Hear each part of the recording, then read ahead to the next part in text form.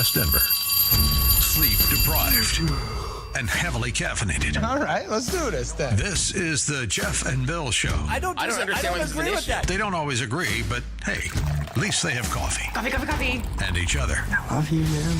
God help us. I want to bless him. We need all the help we can get. Now here's Jeff Hunt and Bill Thorpe. The Jeff and Bill Show on News Talk 710 KNUS.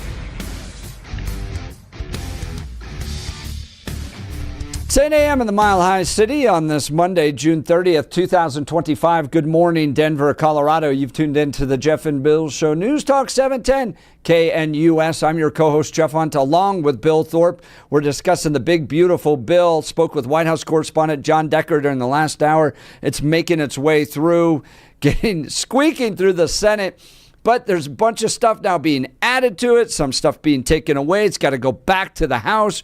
Are Republicans going to support it? It, according to some analysis, says that it might drive up the deficit even more. Trump making the argument that the economy is going to improve. You'll get more revenues that way. And Tom Tillis not supporting it and announcing he's not going to run for U.S. Senate. That's out of North Carolina. So, lots to navigate. Let's go back to the phones. Mary, Wyoming. Good morning, Mary. You're on with Jeff and Bill. Good morning.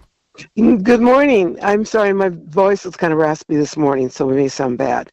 I just want to say that one of the things there's two things, and one of the things that really upset me, nobody will address it, is that for over 20 years, illegals in the millions have been able to claim earned income tax credits for up to 10 children with no Social Security numbers required. It was a fraud, and the government allowed it. They enforced it. And everyone talks about how, well, they pay taxes. They got that $10,000 per family, both the mother and the father were able to claim that. And that is going to, now in this legislation, they have to provide now Social Security numbers. And secondly, the thing about those rural hospital things, that's because they're using the illegals that are on the Medicaid to support them. That's why those senators are not, are not supporting the issues. Well, Mary, I appreciate that perspective. Thanks for reminding people of that. Mary's line will be open, 303-696-1971. We've got Richard Holtorf coming up here in just a second. He's now a candidate for the Colorado GOP vice chairman's role. We'll hear from him on how he can work with Britta Horn, maybe turn the state more Republican. Now it's time for News and Comment with Blake Olson. Blake Olson. Blake Olson, News and Comment. Good morning. Beautiful Monday outside, 61, partly cloudy in Denver, expecting a high of 78 today. News is presented by the International Fellowship of Christians and Jews. Now is the time to stand with Israel. Call 800-301-1188. That's 800-301-1188. Or go to 710knus.com and click on the big red Stand with Israel banner at the top of the page. Our top story is the big, beautiful bill. A done deal? NBC News White House correspondent John Decker on with Jeff and Billy last hour. No, it has to pass the Senate, then it goes back to the House, and the House can't make any changes to the legislation. And there have been major changes that have been made on the Senate side, and we'll see if those changes satisfy House Republicans, some of whom don't like that this bill got exceedingly larger on the Senate side. It's now a $4 trillion plus piece of legislation, over 1,000 pages. In fact, the entire bill was read on the floor of the Senate over the weekend. A horrific Sunday afternoon for firefighters in Coeur d'Alene, Idaho. And at approximately 2 p.m. this afternoon, it was reported that firefighters were receiving shots fired at them. We now have 2 deaths. Absolute frightening scene after a gunman ambushed the firefighters after the suspect intentionally started a brush fire and started shooting at them. When they arrived, they were able to track the shooter's cell phone signal, which led them to a deceased man with a gun nearby. His name and cause of death haven't been released.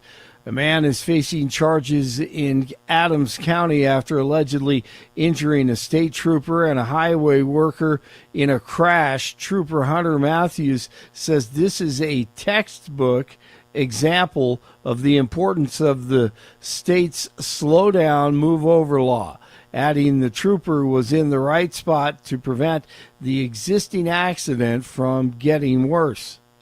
We have to sit behind that to protect everyone on scene. So taking the time to slow down and then being able to tell exactly what's going on in front of you, then making the decision to move over however far you need to create that safe distance, that's ultimately what we're looking for with that law. The trooper and the CDOT contractor were at the scene of a 6-vehicle crash on US 36 near Pecos early Sunday morning. Investigators say 28-year-old Brian Granillo crashed into the back of the trooper's vehicle and then drove away. The trooper and the highway worker were treated for minor injuries. Granillo was arrested a short time later and charged with DUI, eluding and leaving the scene of a crash.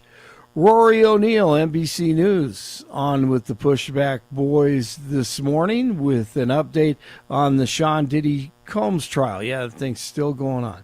They've been in court almost 2 months. Jury deliberations finally start today. There are 5 federal charges against Diddy, including racketeering, transportation over state lines for the purposes of prostitution, conspiracy in there as well. So a lot for the jury to process here as they work through the evidence they've heard over these past 7 weeks. You know, the defense didn't put on much of a case. They cross-examined and questioned the prosecution witnesses, but they did not call any witnesses of their own and relied on their closing argument that was delivered on Friday. So let's see what the jury does here. New York communist Muslim mayoral candidate Zoran Mamdani, radical grifter, says no one needs to have billions of dollars. So he's going after them. And eventually, he'll be going after every New Yorker. He's positioned to ruin the city. And some voters, especially young white people, are absolutely oblivious. Did you see his celebration party? Yes, I did. It's all white, college-educated people. God. Oh, my and he wants to attack them and get rid of them. It is just amazing. It's like a movie. It's like a really bad movie, a science fiction movie. That celebration and the party, as you mentioned, incredible. But in part, I mean, I don't want to see what's going to happen to New York because New York's kind of a fun town, and and it's it's an economic engine, and I want cities to succeed, but I kind of want to see what happens because I think it's going to set these Democrats, socialists back decades, hopefully a generation. I feel like every generation's got to learn how stupid communism is, and this next generation has not learned it yet. So here's a guy that's out promising people everything. I mean, you're going to freeze rent. You're going to provide free buses, free grocery stores. All the stuff. It's just free. It's free. Where's it coming from? I don't know, but we'll find it.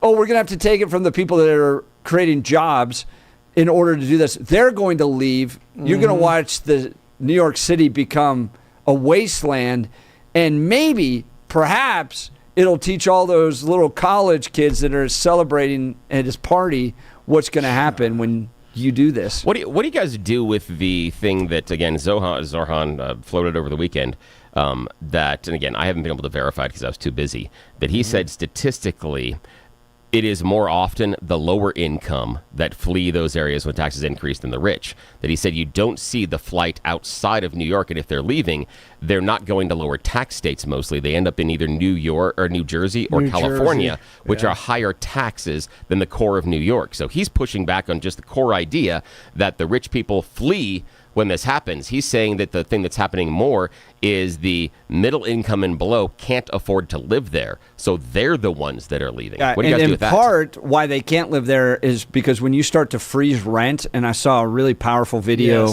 over the weekend, when you freeze rent, the landlords and the developers don't improve the actual apartment complexes, because why would you put money into something that you can't charge more for? So things just get more and more dilapidated, and actually what happens is they don't rent them out anymore because nobody wants them. So you actually constrict the amount of living don't we have that spaces. Existing? Don't we have that existing already with apartment buildings and landlords? That's how we got into the problem with Trinidad Aragua here in Aurora. Is you had a landlord that again was receiving rent, did have rent increases, but didn't turn around and improve the building. So the idea is, if we have, and again, I'm not in favor of rent controls, but what I'm saying is when the argument is this bad thing that is already happening in the marketplace will continue to happen in the marketplace, it's not going to be a persuadable argument. I'm not arguing for rent controls. I'm just saying that when the negativity you were asking why people move, and in part is, and this guy showed a video of 100,000 apartments in New York City that they can't rent out anymore because they can't make any more money on it, so they'd rather just let it sit than have to manage improvements to it and all this stuff. So you're actually constricting the amount of available space to people. That's part of the reason why people can't afford to live in these places anymore and seek to move further away and just commute. What does that do to the idea that these people are business owners and landowners because it's an investment property, because it makes them money? If you can allow a building for whatever reason to go fallow and not have any renters, and you can still pay the property taxes and cover whatever mortgage or anything else on it, tell me, is that really necessarily an investment property per se? Because you're allowing your investment purposefully to degrade. Again, that's because part they of the can't problem. charge anything for it. But the idea is the idea of again. I bet if you would go to somebody else and ask them if they want the investment property, they could. But that's the argument that I have, is that we have to, that the argument that we have to protect these people because the investment property, and it's vitally important to them to make this money, because then they go around and they make the jobs. Well, they are purposefully degrading their own investments. I have zero sympathy for those landowners. Again, not arguing for rent control, but I have the reason why they're letting them. Yeah, but I'm just saying, if you have the economic ability to let your investment property fall apart, you're not doing so. You're not scraping together pennies to make sure you're paying bills like the rest of the people are. I have very little sympathy for that. I'm just saying personally, I have no sympathy for if you can allow your investment property to not produce revenue, you have a hell of a lot of money. In order to be able to rent it out, you have to do improvements to it. We got to get to Richard Holtorf. Yeah, we do. And in order to do improvements to it, you need to spend money. You can't recoup the cost because you have these stupid rent control put on it. But anyways, Blake, go ahead and finish. We got to get to Richard Holtorf. I hate rent control. I hate it. Rockies beat the Brewers. Astros at Coors tomorrow night, and final round of the U.S. Senior Open on Sunday at the Broadmoor. Padre Harrington takes the title. 58 in Parker, and let's see, we have 60 in Glendale, 61 in Denver. Let's see, and the Jeff and Billy show continues. My advice to Trump is call him out. Say, look what these scummy little pukes did to my big, beautiful bill. Blake Olson, News Talk 710 KNUS. Late yesterday, a cool front came in from the north, so temperatures here to start the week are going to be a little bit cooler, but we're also going to continue to have some afternoon and evening thunderstorms. Comfortable temperatures in the upper 70s to near 80 today. A few late-day showers and thunderstorms. Lows tonight near 60. Warming back up to 85 to 90 Tuesday, a late-day thunderstorm. 80s to lower 90s Wednesday through Friday with late-day thunderstorms. Weather sponsored by Colorado's Best Roofing, reminding you to protect your home from the harsh Colorado weather and schedule your free no-obligation roof inspection today at roofingcolorado.com. That's roofingcolorado.com. Meteorologist Don Day in the 710 KNUS Weather Center.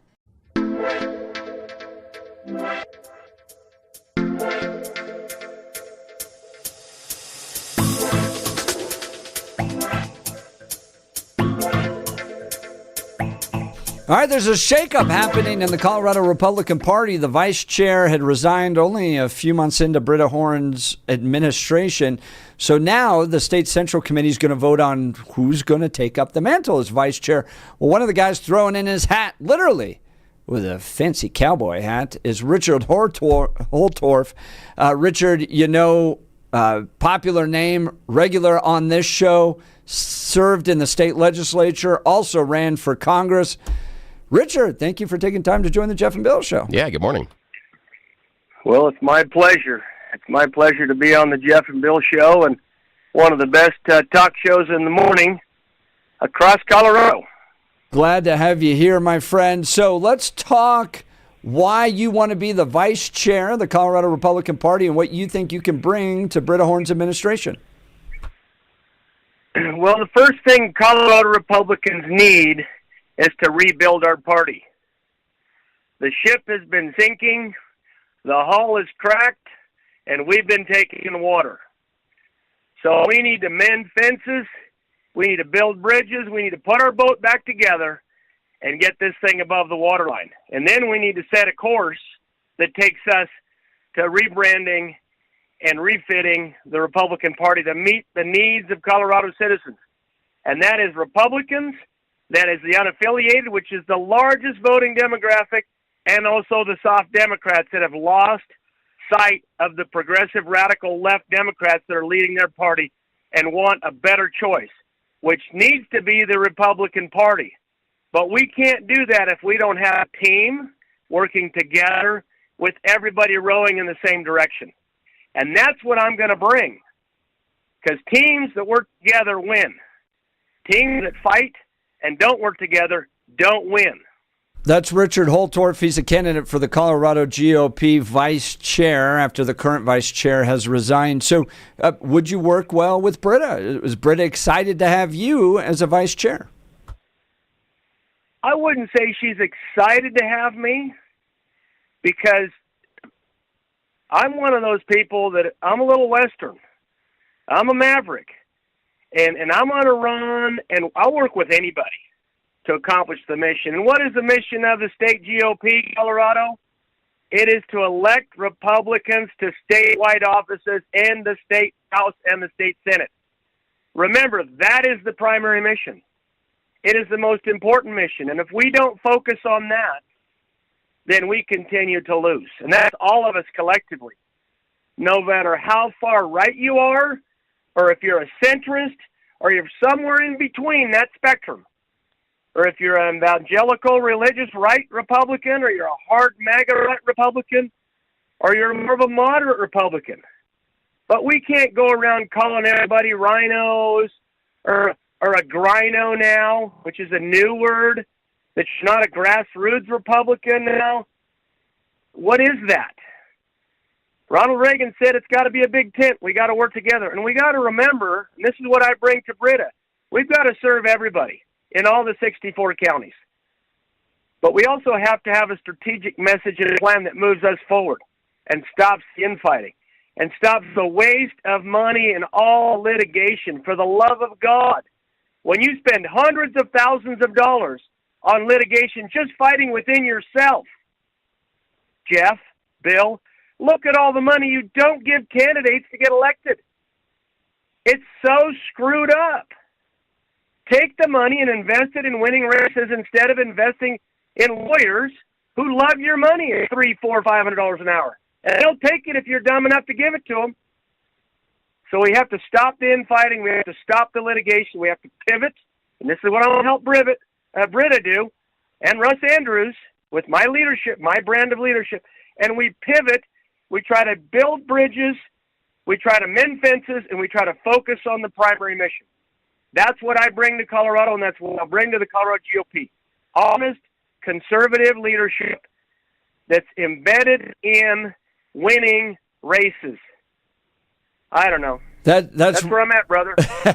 That's Richard Holtorf.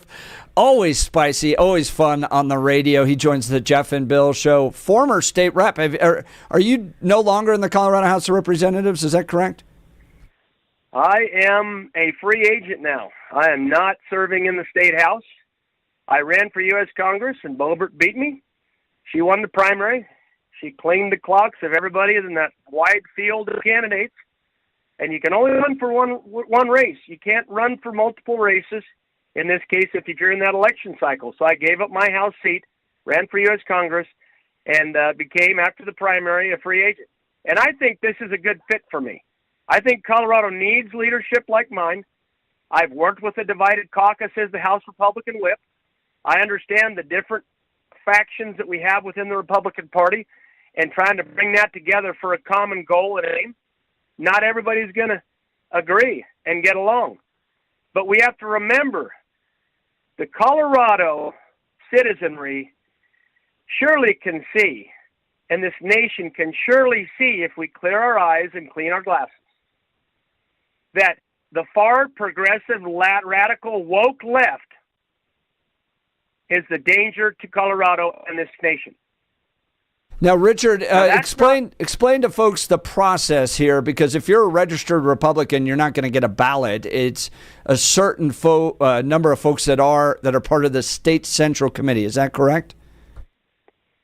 So every county of the 64 counties, their chair, vice chair, and secretary are part of the central committee. Also, if you got a large county with a lot of citizens, you get additional delegates. They're called bonus members. It's about 425 delegates from all the counties, and also elected officials, state elected officials. Oh, by the way, the statewide elected officials that we want to elect more of, okay, hint, hint, they get to vote, and also our federal delegation. Now, you may not know this, but 3 of the 4 congressmen have endorsed me for state vice chair. Did you know that? Have you seen that letter? I think I had. And Richard, we're going to have Bill call you back because you sound a little bit like Max Headroom. You remember Max Headroom, the guy from the 80s? Yeah, the system's trying to put the I pieces can back together. fix this. Watch this. I'm going to fix this right now. There's a way to fix this where I live, because I live in a very remote area in northeastern Colorado. How's that? Is that better for you? I think so. Oh, yeah, that sounds better. Yeah. It sounds a little bit better. It was getting a little processy there. It was like you sounded a little bit like a computer. Cool. That reminds me of back in the 80s, because in the 80s, there were always appliances that you had in your house that you were able to fix just by hitting them. And the thing is, you couldn't go to your buddy's house and hit their TV like you hit your own TV. You had to know your own TV. And so that's the idea, is you had to know exactly the right spot and the right amount of time, the way to hit your things so it would keep working. Richard, tell us the members of Congress that have supported you. Well, Gabe Evans, Jeff Crank, and Jeff Hurd have all endorsed me for vice chair. They sent out a letter, and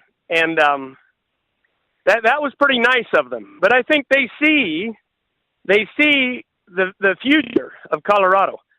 Now, there are other people that want to divide, that want to marginalize Republicans, that attack other Republicans. I won't mention those people on the air. The state central committee, I think, knows who those people are, and some of them are trying to get this seat. But if you're a divider-in-chief, or if you're a divide and conquer, or if you're a disruptor, or if you want to tear down the system like an anarchist and try to rebuild it in your vision, you might find out that that's not going to help us accomplish our goals and objectives. We can't do that and win in Colorado. Those people are very naive and foolish. Very naive and foolish. They need to understand that we have to rebuild from within, work together. And I was really pleased to get 3 of the 4 Republicans to endorse me. One of them did not, and she's my congresswoman. But you got to remember, we fought a very contentious primary race, and I wasn't letting up on the political pressure and the missteps of my congresswoman at the time. People needed to know. Richard Holtorf, he's running for Colorado GOP vice chair. I want to ask you about how Britta's doing. Give us a rundown. She's been chairwoman for, a few months now. How's she been doing? Where do you think she needs to improve? She is struggling. She's struggling. There's all kinds of litigation that she's facing from people within the party. We're wasting enormous amounts of money on legal fees instead of investing that in in building the strategic platform and recruiting candidates and preparing to donate to candidates in key races. So she's facing some serious headwinds. And I've had many conversations with her. And, it's always nice to have a good mentor, team member, and fellow leader to help you when you're in troubled times. But the previous vice chair didn't seem to want to carry that mantle. He didn't want to carry that torch. And you can't be going on your own journey and your own walkabout with your own agenda and be a part of a team. That doesn't work. And there was significant friction. I call it operational friction. And it came to the point where if you can't get along and work as a team, something's got to give. And if you're not going to be on the team to win, then maybe you ought to get off the team.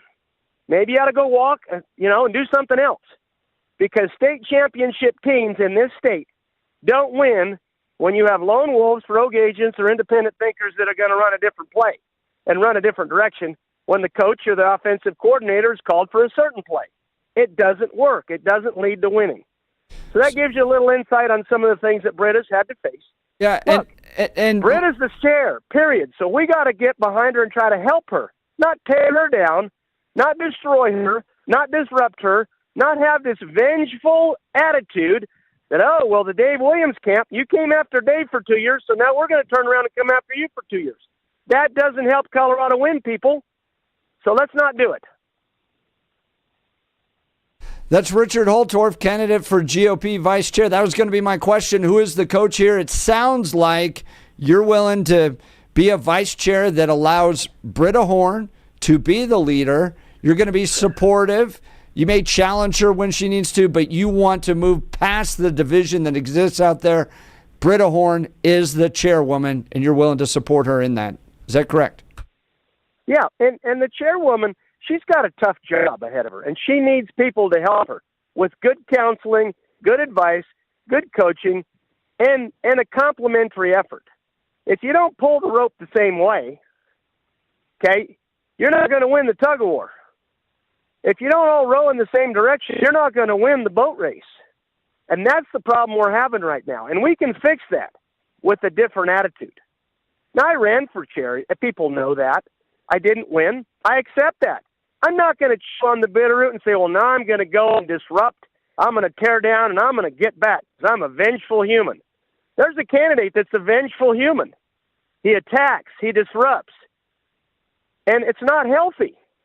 It's not going to lead to victory for our state party. We even have, if you haven't noticed, people that say, hey, we need to do a recall in December and recall a bunch of people because they're not the right kind of far enough right Republican. Or let's try to recall some of these Democrats. But that is nothing but a distraction to the main mission of winning in 2026 because that's what it's all about. And the Democrats know this. And we have a unique opportunity because people are fed up with the progressive left. All their woke BS, all this other stuff that's going on.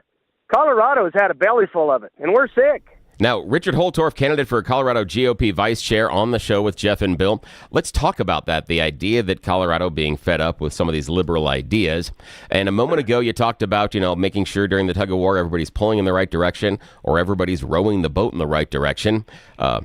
Holtorf, I'm going to give you the opportunity to maybe highlight one or two things. Oh, no. And then, we just lost the connection. Yep. I'm going to call him right back. Bill's going to connect him. What I was going to ask him was, what does he agree with Britta on? So hang on. There's great. the phone. Let's talk Mountain High Appliance. Get to Mountain High Appliance now for their huge 4th of July clearance sale at all their locations, including their Denver Clearance Center. Check out their display models, closeouts, and scratch and dents from brands like GE, LG, and Bosch, and more. Enjoy their special financing options and price match guarantee. Experience the difference today. When you think appliances, think locally owned Mountain High Appliance. We got him back. Mr. Holtorf and Bill, you had a question for him. Yeah, I wanted to ask Richard Holtorf. He's candidate for Colorado GOP vice chair. You know him as longtime local lawmaker and now running for Colorado GOP vice chair. A moment ago, candidate Holtorf said that we got to have a team together. You got to be pulling in the right direction if you're going to win the tug of war, or if you're going to win the boat race, you got to be rowing in the right direction. I want to give Richard Holtorf the opportunity to say, what do you think are one or two things that Britta Horn has gotten right? What do you think is something you can get in that boat and you can absolutely row in that direction?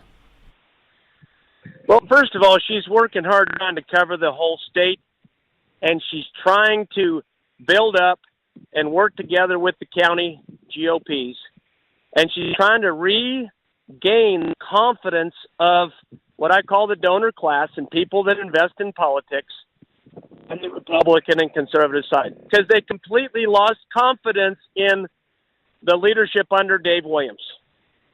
And I think I raised almost as much money for my primary campaign for Congress than Dave Williams did in 2 years as a state party chair.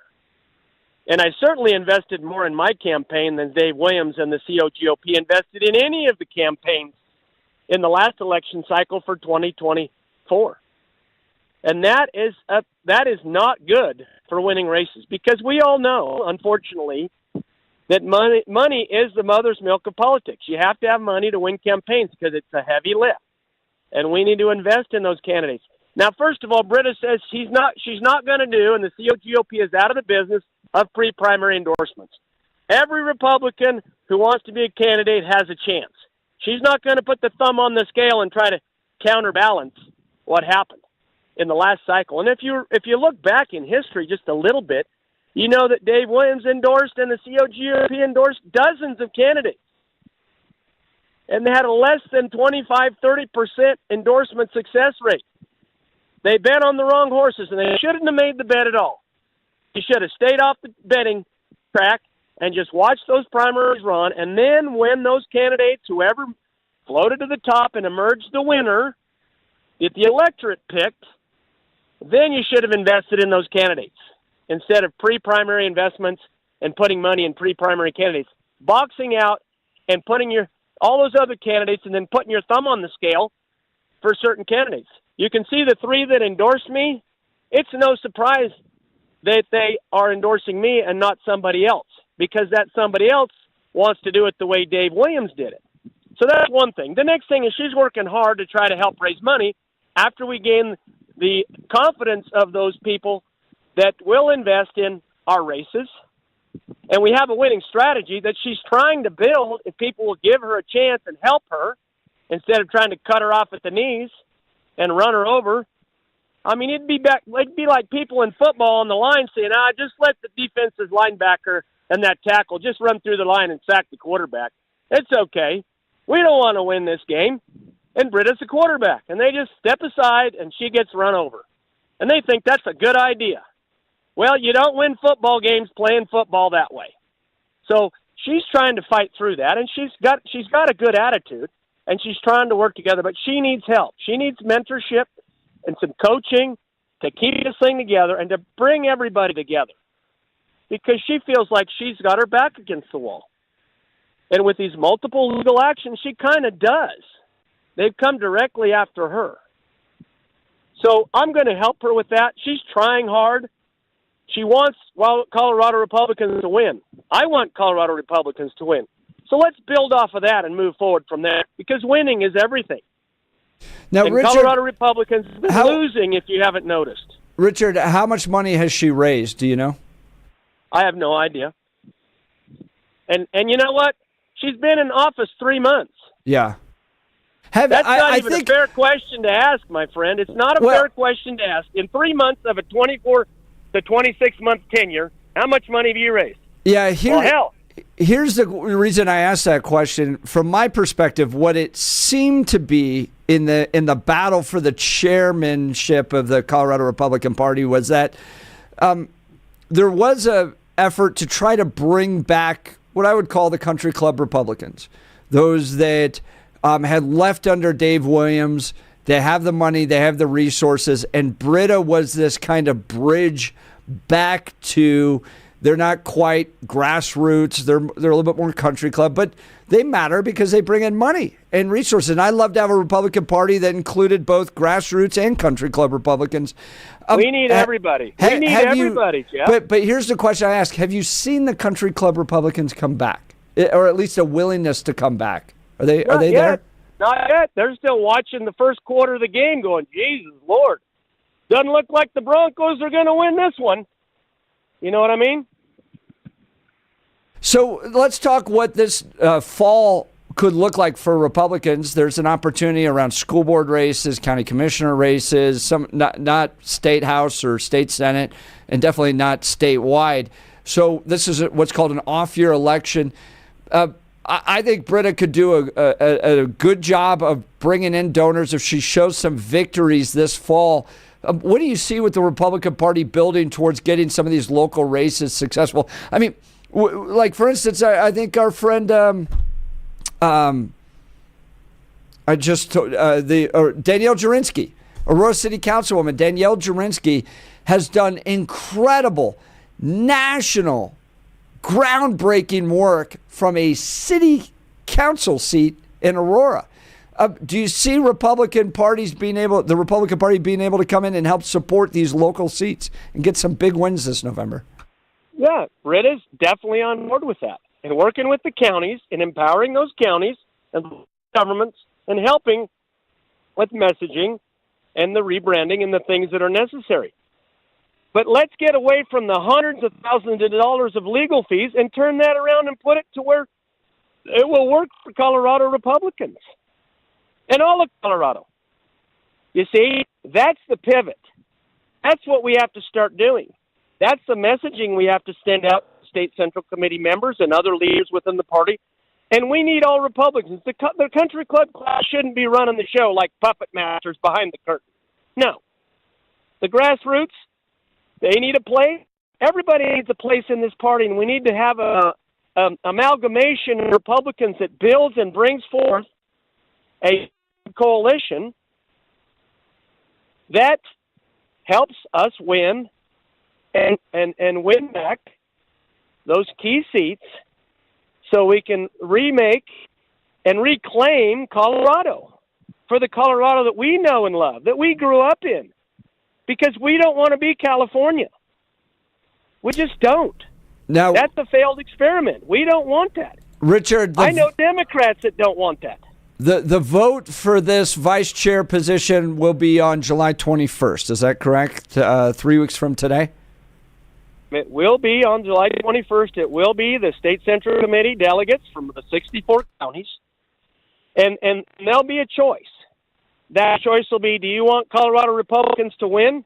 Do we want to all get in a boat and figure out a way to row in the same direction, despite our differences, so we can reclaim Colorado for the Colorado that we know and love, that meets Colorado's needs, which is a different Colorado than 10 or 20 years ago, Jeff. You know that. Oh, yeah, 100%. It's different, and we need to accept those differences. We can't change that. For the far, hard right, radical Republicans that say, oh, we're going to get our state back, you're not doing that. It's a different state, and it's not going back to what it was in the 70s and 80s. That journey will not happen. So we need to accept that. We need to figure out how we can lead and how we can reclaim Colorado as Republicans so we can move this state forward and get off of this woke, far-left, progressive, radical train, because the Democrats have lost their party. I watched it in the State House. When you have a radical communist raising his fist on the House chamber saying, burn it down, tear it down, when you have a radical Islamist, Palestinian jihadist who's sitting in the House chamber who sneaks in radical pro-Hamas protesters, sneaks them in the Capitol, and they co-opt this gallery for an hour and a half and shut down the people's house, you know you have a problem. And the progressive left and those radicals did that to us, and I was there when it happened. I watched the show. Well, Richard, That's I appreciate government. you being willing to step up and join Britta Horn in this effort to turn Colorado around. That's Richard Holtorf. We'll watch for the vote on July 21st and hope you'll join us to give us a recap of what happened. Thank you for taking time to join the Jeff and Bill Show. Yes, thank you. My pleasure, gentlemen. Thank you for the time. Thank you for the patience. And I hope Colorado will wake up and see what we need to do to be relevant again as Republicans. Because if we don't wake up and see it, we will continue to be walled in all the policy decisions that have state capital. And that's not fun. Richard, appreciate it. Always fun to have you on. Yes, You're thank listening you. to The Jeff and Bill Show. We are Denver's talk leader, News Talk 710 KNUS.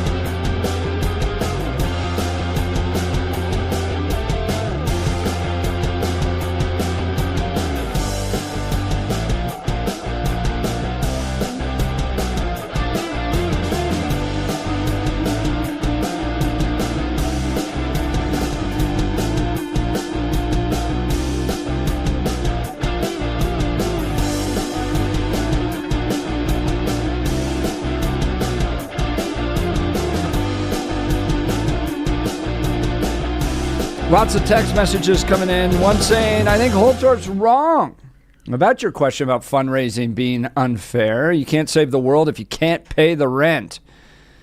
I agree with that. And the reason I bring it up was, so I worked for the state party coming out of Romney 2012, 2013, and then worked my way out of a job because we found a great person to manage coalitions full time.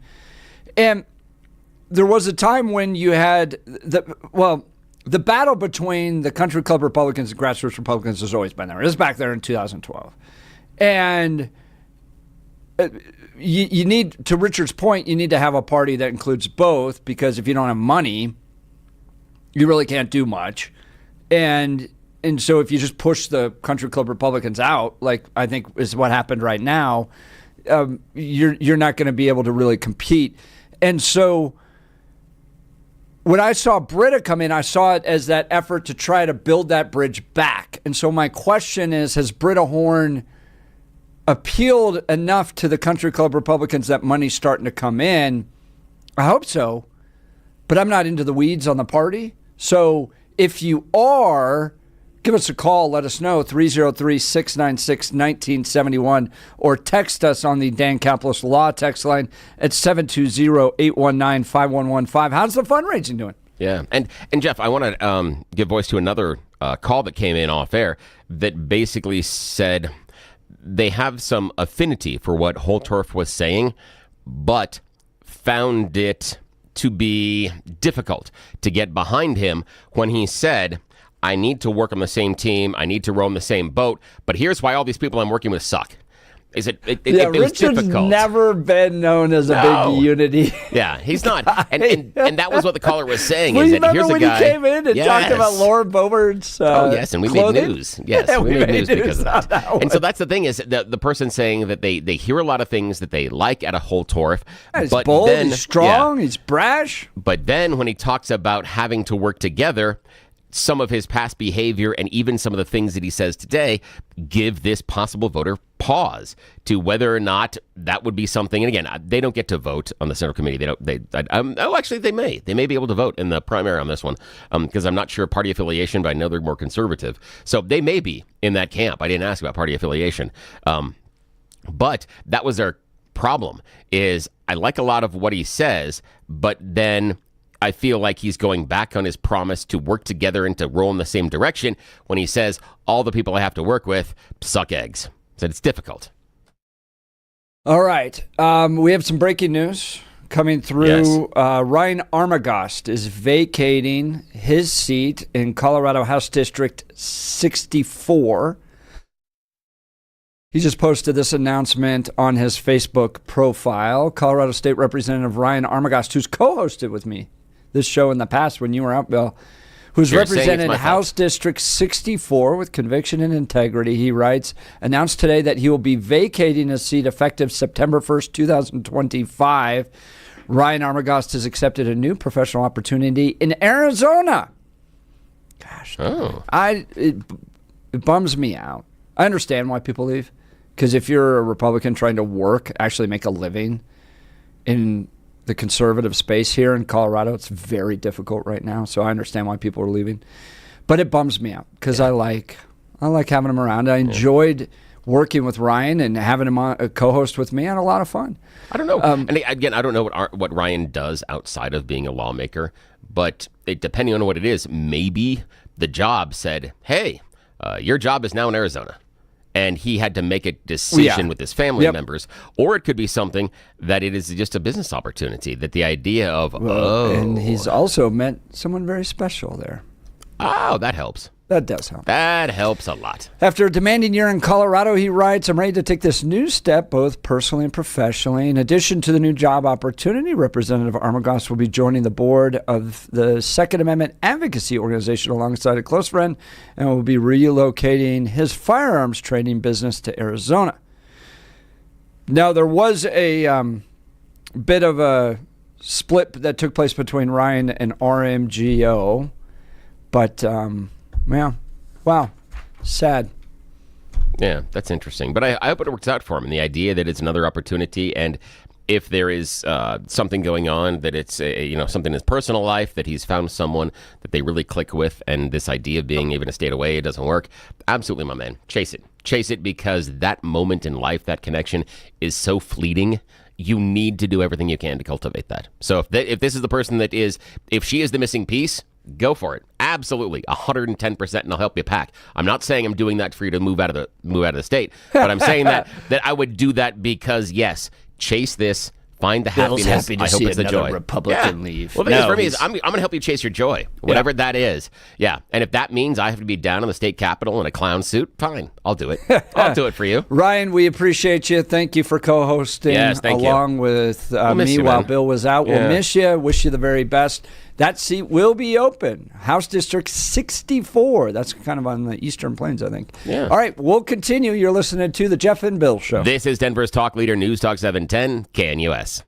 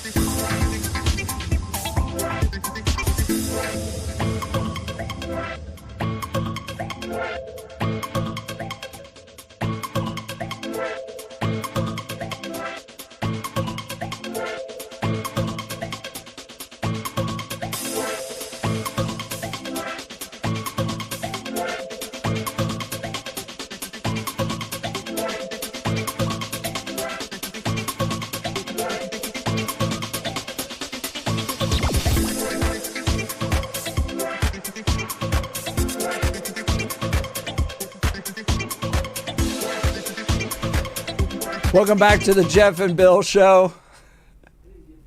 Is that in the song? Like I was hearing like audio effects. Yeah, it's pulled. It's the song, but that's this version is pulled from the video. And so you hear the Shrek stuff in the background. Car accidents. Yeah, that's exactly. Something? Yeah, it's the audio in the background. Yeah, sometimes when That you pull is the too MP3, funny. yeah, you get Are that you video. playing that because we just interviewed? No, Republicans? that was just randomly generated by the machine. So you can blame the machine for that. I love it's how, actually somewhat I love difficult how for me we're to change that out. Ryan Armagost is heading out. Bill's like, I'll help him pack. There we go. Yes, I will. He's chasing love. Why not? Absolutely. See, I'm a romantic at heart, despite what the text messages say. You know, I had a CAT scan of my heart the other day because I have some family history of high cholesterol. Nothing crazy, right? Yeah. And so my doc's like, "Oh, let's do some imaging of your heart." And guess what they found? What? True to what a lot of people have said on the text messages over the years, I have no heart. So while Bill, you have a heart to help people, I have no heart, and I let them wallow in their misery. Mine is, oftentimes I've been told that, it's that no was an okay word with people around me in my life, but that's okay. That's just not how I'm wired. I'm not wired that way. Well, I think, listening to Richard Holtorf, I'm not sure we're going to see big changes to the Republican Party anytime soon. Why not? Why do you think? I love Richard. I love Richard. There's at some point somebody's just got to start to win. That's what people are going to be drawn to. I hope that Britta can get things turned around, but I think her election was on the idea that the country club Republicans are going to start coming back. I don't see them coming back. Interesting. So I could be wrong. Prove me wrong. So basically, the last person to be a member of the GOP to turn the lights out when you're leaving the state? Might be. You're listening to Jeff and Bill. KNUS.